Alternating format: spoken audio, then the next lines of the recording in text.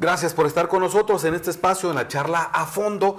Y estamos platicando con Sergio Alejandro Rodríguez Bonilla, psicólogo, investigador, que se ha embarcado en un proyecto que es muy interesante y que le va a dar luz al comportamiento sexual en México. Hablábamos antes del corte que ya de las personas que han contestado el cuestionario, bueno, una pareja reconoce, yo he tenido 150 parejas sexuales.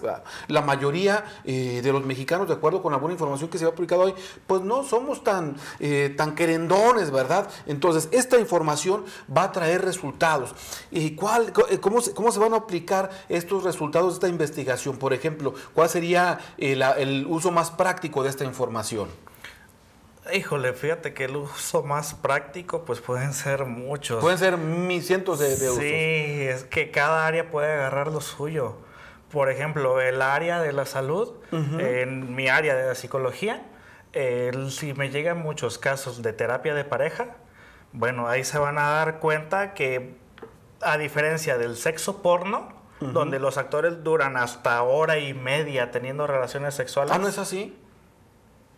La vida no es como me llama la atención esto porque ayer que lo que planteabas tú con los chavos, ¿verdad? Algunos decían, espérame, hemos vivido, no sé si metidos en una película porno o en la información que generan estas películas, ¿no? Sí, de hecho un compañero mío me dijo, lo que pasa es que nuestra cultura, dice, han influenciado en el malestar social. Dice, Disney y la pornografía. Yo le pregunté, ¿Disney? Sí. Disney le hace creer a las mujeres que existen los príncipes azules y a los hombres nos hace creer que existen las golfas que van a hacer absolutamente todo según a la pornografía. Y ahí es donde viene el choque de culturas en la cual no aplica. La frustración. Porque hasta la mayoría de la pornografía es de Estados Unidos. Hasta eso. La mayoría de la pornografía que existe y abunda en Internet, que a la que nosotros tenemos acceso, la mayoría es de Estados Unidos. Hasta eso le pertenece a ellos. Ellos dicen cómo se debe de realizar la práctica sexual. Ellos dicen cómo debe ser la feminidad. Ellos dicen cómo se debe de hacer, cuáles deben de ser las filias. Cuando en México a lo mejor hay personas que no accederían a eso. Mientras que en Estados Unidos hay personas que entrarían en una orgía. En México, pues, a lo mejor el porcentaje es más, a lo mejor es menos. Es lo que vamos a descubrir apenas. Pero lo malo no es que se haga esa práctica, sino con qué seguridad es la que se hace. Ahí es donde venimos a fortalecer las relaciones de pareja en mi área, en las cuales hay hombres que se frustran porque a los 2-3 minutos eyaculan, mientras que en la pornografía se ve que duran hasta hora y media teniendo una relación sexual, cuando la realización de una película pornográfica tiene sesiones y sesiones y sesiones para que dure bastante tiempo una película porno, antes de que el hombre llegue a la eyaculación. En México la diferencia está en que se llega a frustrar porque no accedes a tales cosas que yo deseo porque lo vi ahí. Y cada vez va subiendo de tono la pornografía, que ni siquiera es de nuestra cultura, que no es de nuestro país. Y pues ahí es el choque de... Conocer la realidad de la eyaculación, el tiempo, cuánto vas a durar, el tamaño, todo esto genera un problema que genera un problema en la clínica, en los pacientes, en las personas que van a visitar al doctor. Sí, bastante, porque el efecto de retardo para llegar al clímax, al orgasmo, a la eyaculación masculina, porque hay eyaculación femenina, es de aproximadamente, según los estudios que no son mexicanos, de 3 a 5 minutos. Será el normal. El promedio. Entonces vamos a ver con este estudio realmente cuánto es lo que dura una persona en México teniendo iniciando una vez la penetración, cuánto es lo que dura el hombre en promedio, porque algunos tienen algún complejo existencial por el tamaño del pene, por el tiempo que duran, y hay problemas de pareja por el hecho de que hay mujeres que nunca han conocido un orgasmo. Hay gente que no se conocen sus genitales. Hay mujeres que no conocen su vagina. Hay gente que piensan que es algo morboso lo que tienen entre las piernas. La cultura, la moral te ha hecho creer que tu propio cuerpo es un pecado. Mientras que nosotros desde otro punto de vista no lo consideramos así, es tu cuerpo. Eso es lo que nos compete en un cierto pequeño porcentaje en psicología, que aplica para muchas cosas más. El área educativa va a tomar su parte desde la secundaria o desde la primaria sobre las conductas sexuales de riesgo que deben de saber los adolescentes. Qué es lo que se hace, lo que no se hace y por qué se hace o no se hace. Por ejemplo, una persona todavía a mí me comentó, ahí me dejó el comentario, que prefiere, desde que empezó su vida sexual, no se ha puesto condón. Y ya tiene 3 años con varias parejas sexuales y no se lo pone porque no se siente lo mismo. Y no ha conocido a fondo a sus parejas. Y sé que no lo ha conocido. Implica un riesgo andar por ahí. Sí, porque dice que para él una persona que tenga por lo menos 3 meses con la que ha estado saliendo, ya es una pareja estable. Así lo toman, porque es una de las preguntas de mi cuestionario. ¿Cuánto tiempo tiene que pasar para que tú consideres como estable una pareja? Hay personas que han puesto 1 semana. Hay personas la segunda visita ya. Sí, ya es formal esto. Ya la libré. La Ok. última novia que tuve fue la novia del kinder con la que duré un día. Y pues esta es mi segunda novia con la cual ya salgo. Porque, eso sí, mucha gente desea llegar virgen al matrimonio. O te han hecho creer eso, cuando en realidad en el cuestionario comentan que no lo desean. Sí. Ya. Hay muchas cosas que hacemos pensando en los demás y creo que eso es lo más interesante, el que lleguemos a entendernos, a ver lo que somos realmente. Lo que somos realmente. No lo que lo que decimos ser para los demás, ¿no? Exactamente. O sea, lo que llamamos nosotros deseabilidad social. El ser deseable para los demás. Porque mi opinión pública no es lo mismo que mi opinión personal.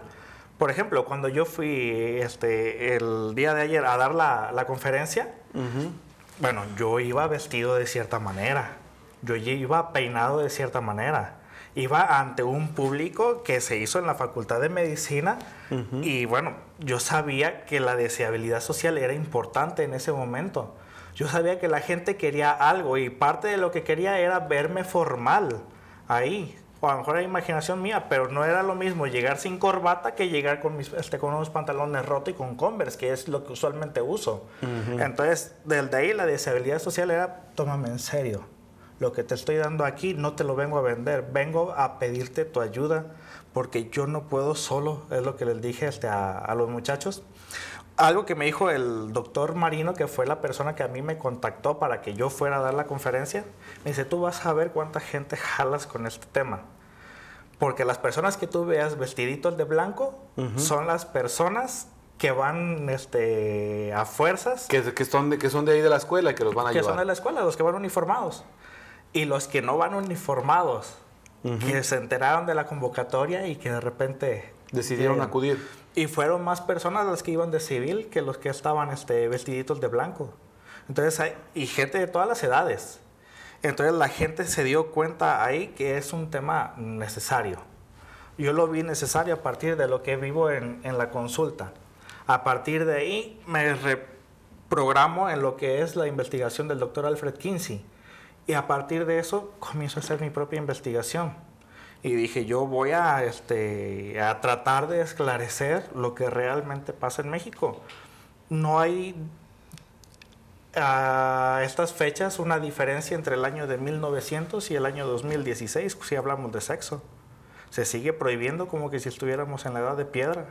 Como que, es más, hay personas que hace unos 30 años las toallas femeninas las guardaban en papel de color café y todavía las metían en bolsa negra porque era algo para ocultarlas. Para ocultarlas, las toallas femeninas.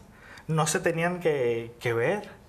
Y poco a poco, es más, cuando se vino la primera minifalda a México, había policías en la playa que medían ¿Qué tan largo está? qué tan largo estaba el bikini.